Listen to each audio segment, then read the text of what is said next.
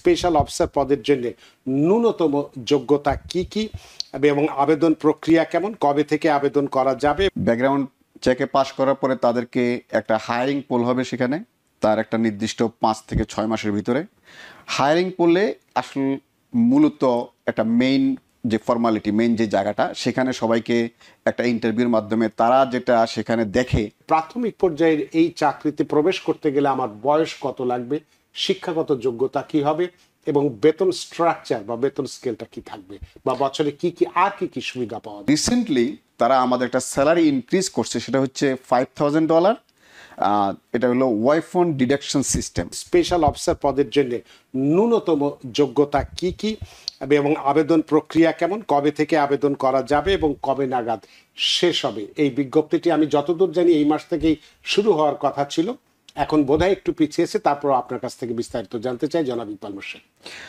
জি রানাবে, আপনি ঠিকই বলেছেন, এটি এই মাসে হওয়ার কথা ছিল, বাট এটি এখন ডেট চেঞ্জ হয়ে ফেব্রুয়ারির 4 তারিখ থেকে ফেব্রুয়ারির 24 তারিখ পর্যন্ত তারা অ্যাপ্লিকেশন রিসিভ করবে। তারপরে তারা যারা অ্যাপ্লিকেশন করবে তাদেরকে একটা ডেট দিবে কবে civil service exam. So civil service এক্সামে তারা এক্সামে অ্যাটেন্ড করে সেখান থেকে তারা পাশ করতে হবে, তারপর থেকে প্রসেসিংগুলা শুরু হবে আমাদের। আচ্ছা, তো এই ক্ষেত্রে যে আবেদনের তো আমরা সময়টা জানলাম, ন্যূনতম যোগ্যতা কি কি আছে বা আবেদনের প্রক্রিয়াগুলো কিরকম? আবেদনের প্রক্রিয়াটা যেহেতু এটি একটি সিটি জব, সেখানে আমি বলবো একেবারেই কুইক না হলেও মোটামুটি এটা একটা নির্দিষ্ট টাইমের ভিতরে তারা এটা শেষ করে আগের চেয়ে এখন আরেকটু তারা তাড়াতাড়ি করার চেষ্টা করে। প্রথমত যারা পাশ করবে, পাশ করার পরে তাদের প্রথম একটা ধাপ সেখানে আছে, সেটা হচ্ছে ব্যাকগ্রাউন্ড চেক। সো আমাদের কমিউনিটি সাধারণত আমি বলবো যে অলমোস্ট প্রায় সবাই ব্যাকগ্রাউন্ড চেকে পাশ করে।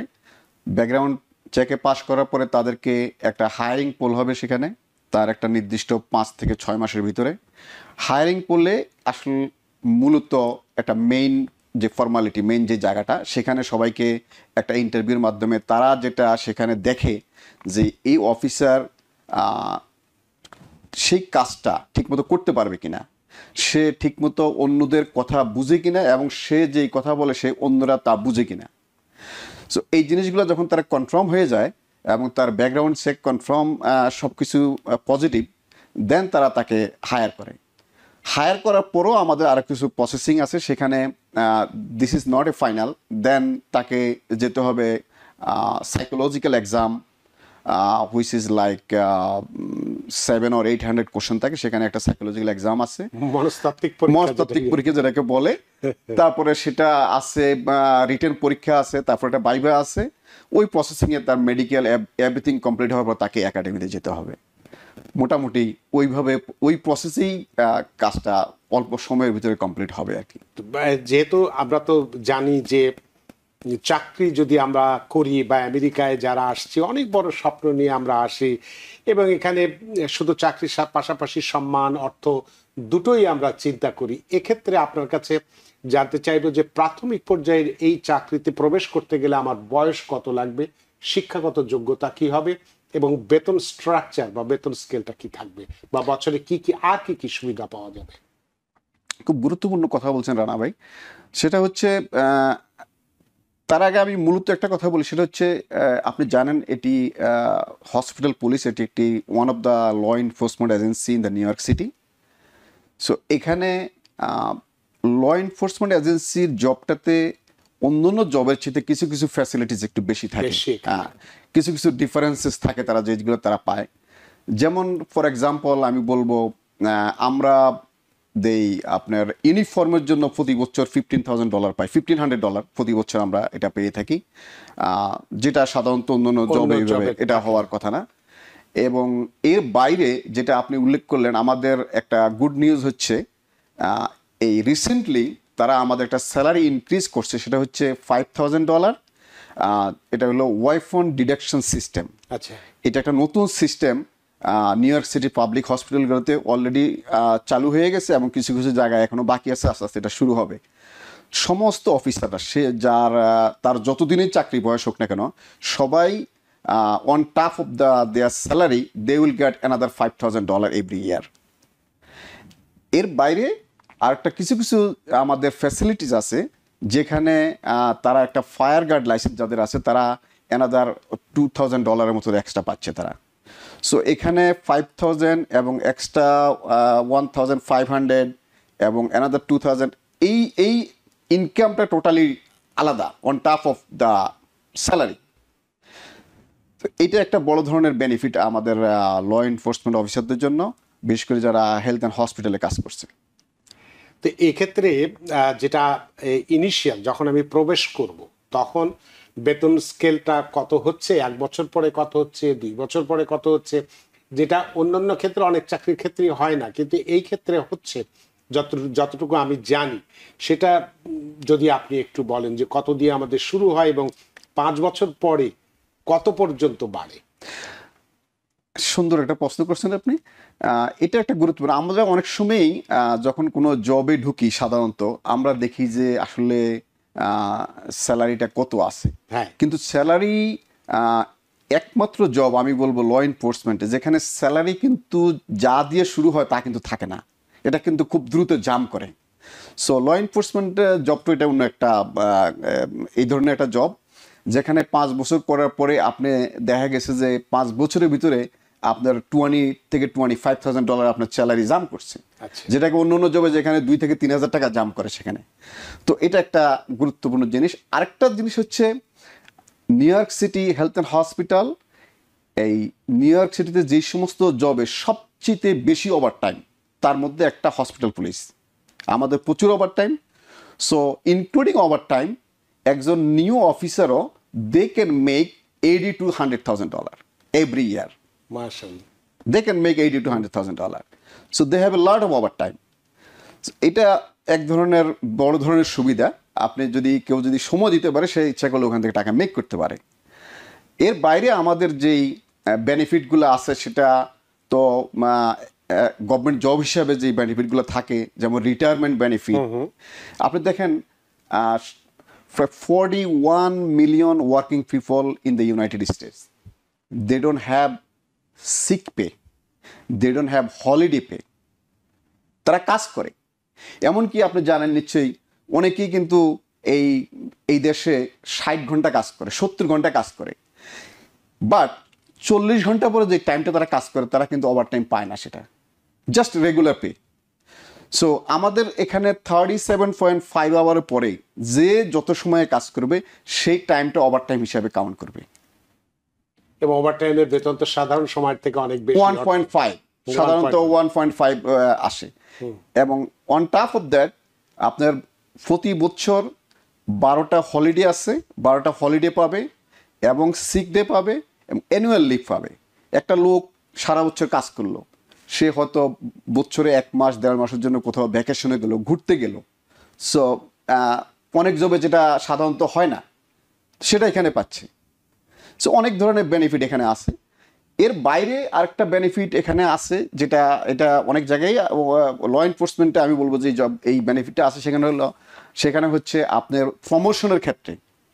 আমাদের এখানে একজন অফিসার যখন ঢুকে সেখান থেকে সে তার প্রমোশন ইচ্ছা করলে সে পরবর্তী সে ডিটেকটিভে আসতে পারে, ডিটেকটিভ থেকে সার্জেন্ট, সার্জেন্ট থেকে লুথেন্যান্ট, লুথেন্যান্ট থেকে ক্যাপ্টেন, কিন্তু আপ টু ক্যাপ্টেন। সো এবং প্রত্যেকটা স্টেপ বাই স্টেপ কিন্তু তার স্যালারি বাড়তেছে।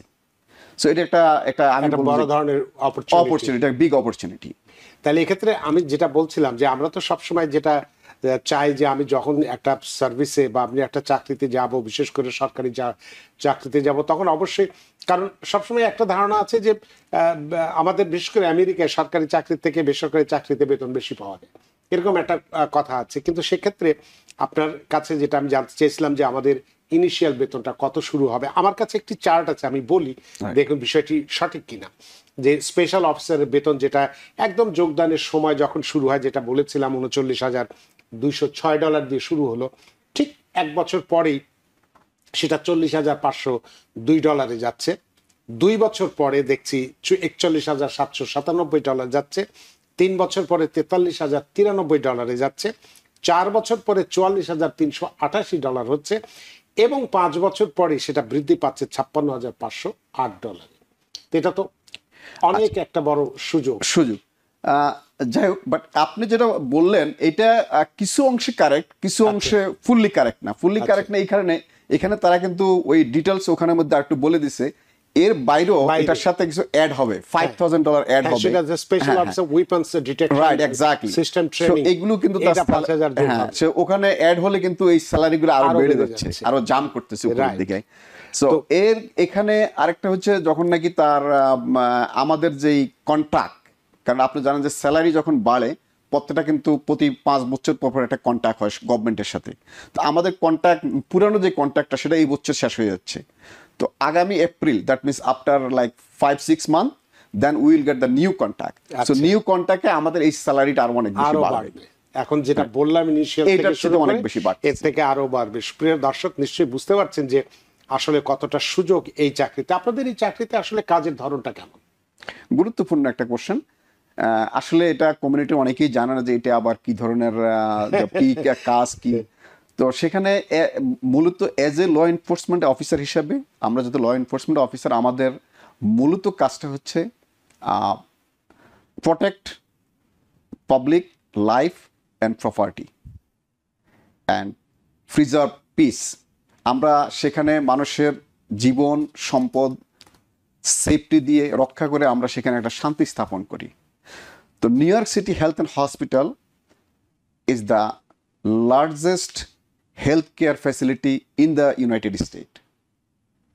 New York City health and hospital সবচেয়ে বড় হেলথ কেয়ার সিস্টেম। সেখানে কিন্তু আমরা আপনার ল এনফোর্স এবং নিরাপত্তা দিয়ে থাকি। তো আমাদের যেই সেখানে শান্তি রক্ষার জন্য যেই কাজগুলো আমরা করি, আমাদের হসপিটালের প্রত্যেকটা এক্সিট এবং এন্ট্রেন্সে আমাদের আলাদা কিছু পেট্রোল থাকে 24/7, এবং টোটাল নিউ ইয়র্ক সিটির 5টা বড়োতে 45 ফ্যাসিলিটিস আমাদের আছে। এবং এই 45 ফ্যাসিলিটিসে আমরা আমাদের হসপিটাল পুলিশ সেখানে নিরাপত্তা এবং যে কোনো ধরনের ক্রাইম সেখানে আমরা দমন করে থাকি। এবং সেজন্য প্রয়োজনে কেউ যদি কোনো ক্রিমিনাল অফেন্স সেখানে করে, আমরা ক্রিমিনাল সমন দিয়ে থাকি। আবার হসপিটালের বাইরে আমাদের যে জিওগ্রাফিক্যাল এরিয়া, সেখানে কেউ যদি কোনো পার্কিং ভায়োলেশন করে অথবা কেউ যদি ইলিগেল পার্কিং করে, সেখানেও কিন্তু আমরা পার্কিং সমন ইস্যু করে থাকি।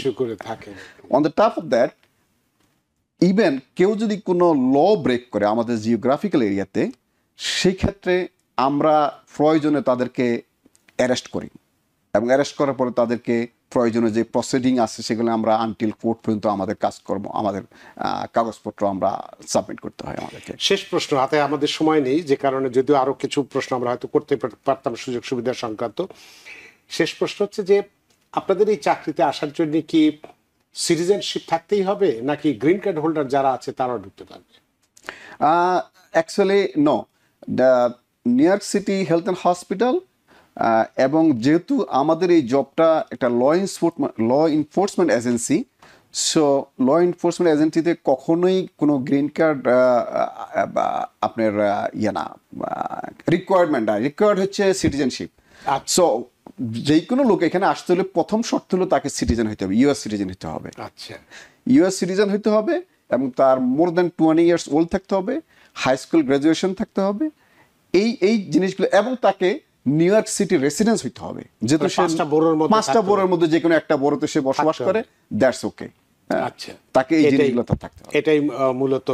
তো আপনি আমাদের এই নতুন প্রজন্ম যারা আছেন, আমাদের বাংলাদেশি আমেরিকান যারা আছেন, যে ইয়াং ফোর্স যারা আছেন, তাদের উদ্দেশ্যে কি বলবেন একজন অফিসার হিসেবে?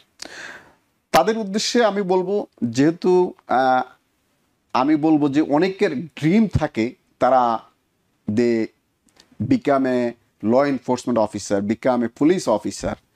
সো যাদের এই ধরনের কোনো ড্রিম আছে, তারা ইচ্ছা করলে এই জবে তারা ট্রাই করতে পারে। They can become a hospital police officer. This is very good opportunity.